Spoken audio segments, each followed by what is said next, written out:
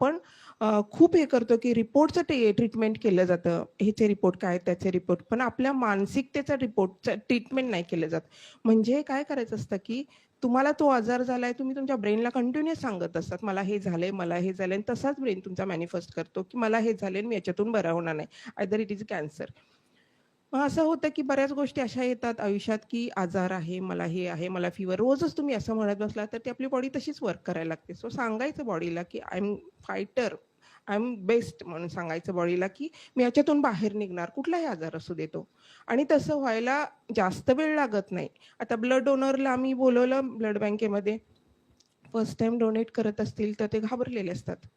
"अरे, तुला काय होणार नाही." तुलाच ॲश्युरन्स दिला, की ते गप्प बसतात आणि नंतर केल्यानंतर त्यांच्या मनात असतं, की "मॅडम मला आता उलटी येणार आहे, की मला असं वाटतंय तसं." ते म्हटलं, "तुला फक्त वाटणं आणि असण्याच्यात खूप फरक आहे आणि ते वाटणं म्हणजे होत नाही. ते माइंडला सांग, तू त्याला